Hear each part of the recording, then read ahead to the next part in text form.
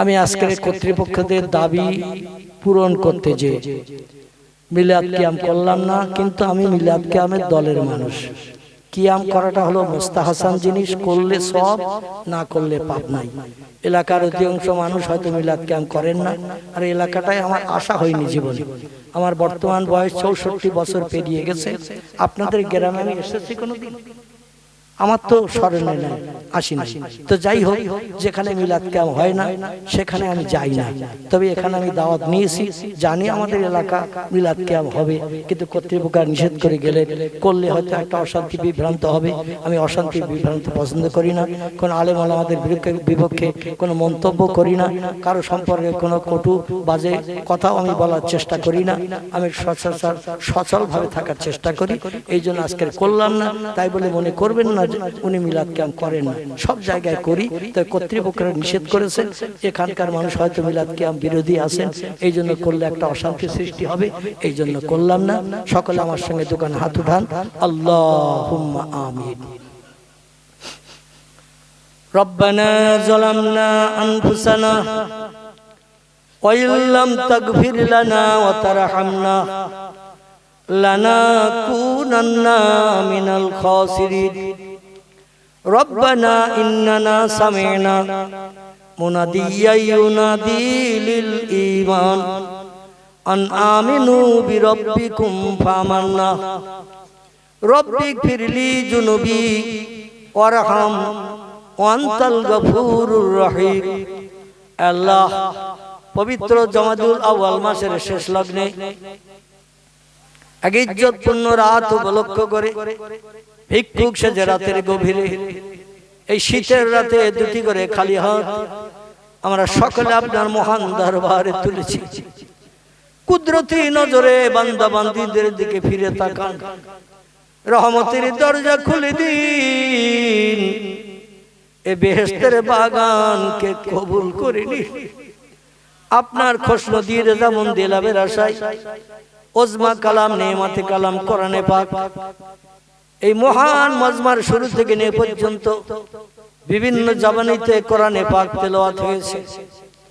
আপনার হাবিবকে আমরা চোখে দেখি নাই, রাসূলের সঙ্গে মদিনার দেশে সাহাবীদের মতো ঘুরে বেড়াতে পারি নাই, প্রিয় নবীর কণ্ঠের বাণী কানে শুনে জীবন ধন্য করতে পারি নাই।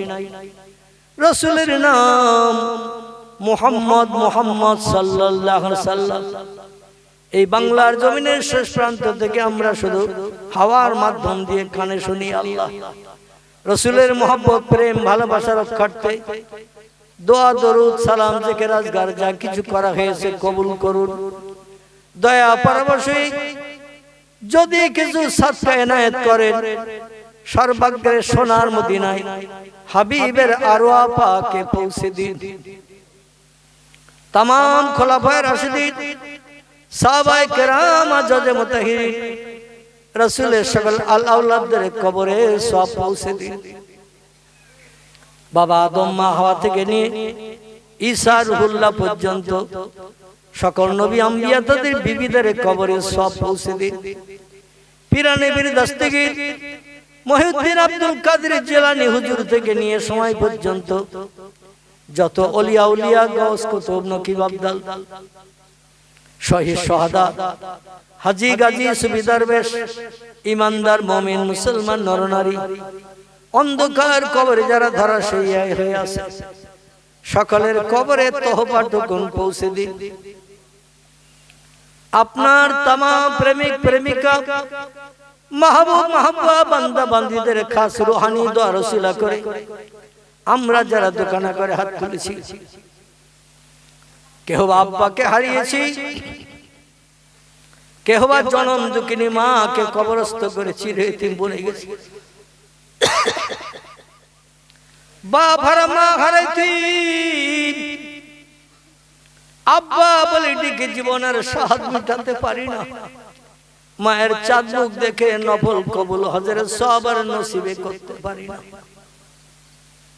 আমাদের ভবিষ্যতের উন্নতির চিন্তা ভাবনা করতে যে কত নামাজ তারা কাজা করে ফেলেছে, শরীয়তের কত খেলাফ কাজ হয়তো করে বসেছে, কত মিথ্যা কথা বলেছে, কত চুরি করেছে আমাদের লালন পালন করতে যে আল্লাহ তোমার ভয় তাদের হৃদয়ে ততটা তৈরি করতে পারে নাই।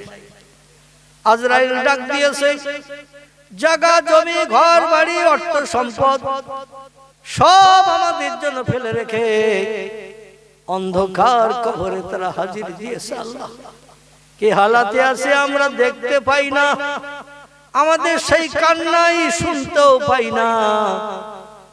অপরাধের কারণে যদি কবরে আযাব হয়ে থাকে আল্লাহ, সৎ সন্তান শুধু দুখানা করে হাত রাতের গভীরে তুলেছি, আমাদের হাত দুখানা কবুল করে নিন। আমাদের পিতা মাতার কবর দুখানাকে জান্নাতের বাগান বানিয়ে দিন, জান্নাতি নাজনেমাত কবরে চালু করে দিন। পরীক্ষকদের প্রশ্নোত্তর আসানির সঙ্গে জবানে চালু করে দিয়ে ইমানদার মুমিন মুমিনা নরনারীর খাতায় নাম নথিভুক্ত করুন। আমাদের দাদা দাদি নানা নানি খালা খালু ফুবু ফুবি পিতার কুল মাতার কুল শ্বশুর কুল শাশুড়ি কুল রক্তের সঙ্গে সম্পর্ক নিয়ে আপনজন আত্মীয় স্বজন যে যেখানে কবরস্থ হয়ে আছে আল্লাহ সকলের কবরে সওয়াব পৌঁছে দিয়ে মৃত আপনজনদের রুহানি দোয়া আমরা যারা জিন্দা সন্তান বেঁচে আছি আমাদের সকলের জন্য নসিব করুন। আল্লাহ এই গ্রাম থেকে আসমানি বালা আসমানে উঠিয়ে নিন, জমিনের বালা জমিনের তলায় দাফন করে দিন। সকল গ্রামবাসীদের ব্যবসায় কারবারে চাষে বেশি বেশি করে বরকত দান করুন। সকলে হাড়িতে দানায় দানায় উন্নতি দিন। আল্লাহ সকলের কারবারে বেশি বেশি করে বরকত দান করুন। এক অন্নভুক্ত যত মানুষ সংসারে আছে সকলকে সুখী জীবন গঠন করে বসবাসের তৌফিক দান করুন। যারা ঋণগ্রস্ত দেনদার আছে আল্লাহ সকলে ঋণ দেনা থেকে মুক্তি দিয়ে মুখে হাসি ফুটিয়ে দিন। রব্বুল আলামিন আমাদের একদিন এই দুনিয়ার মোহমায়া ছেড়ে অন্ধকার কবরে হাজির দিতে হবে। মরণের দিন, জুমার দিন, জুমার রাত কিংবা রমজান মাস আমাদের জন্য নসিব করবে। যদি তকদিরে না জোটে আল্লাহ তোমার হাবিবের ইন্তেকালের দিন সোমবার আমাদের কাউকে যারা বঞ্চিত করিও না। নবীর জীবনের শেষ সুন্নত মরণের দিনটি আমাদের জন্য মরণ নসিব করিয়ে কবরে হাজির হওয়ার তৌফিক দান করিও। আয় রব্বুল আলামিন মরণের জাখানদানি কষ্টের সময় তোমার নবী বলেছেন মরণের জাখানদানি হলো হক, মরণের জাখানদানি হলো সত্য। প্রত্যেকটি মানুষের নসিবে মরণের কষ্ট হবে, কম বেশি সকলের হবে। এই সময় আমরা মরণের কষ্টে পতিত হয়ে আল্লাহ তোমার একত্ববাদের ভাষা জানো না ভুলি, আমাদের জবান দিয়ে আসানির সঙ্গে জারি করে দিও তোমার পবিত্র আরশ পাকের ভাষা কলেমা শরীফ আমাদের সকলের জবানে চালু করে জারি করিয়ে ইমানদারের খাতায় নাম নথিভুক্ত করিয়ে হাসরের মাঠে তোমার হাবিব যেখানে দাঁড়ানো থাকবে নবীজির পিছনে দামান ধরে আমাদের সকলকে দাঁড়ানোর তৌফিক দান করিও। আল্লাহ জলসা কমিটির যুবকদের তুমি কবুল করে নাও।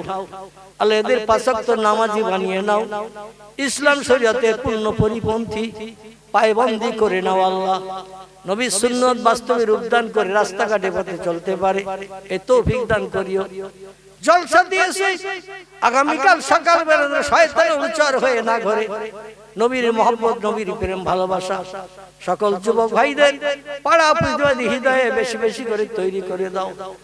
সুবহান রাব্বিকা রাব্বিল ইজ্জাতি আম্মা ইয়াসিফুন ওয়া সালামুন আলাল মুরসালিন আলহামদুলিল্লাহি রাব্বিল আলামিন।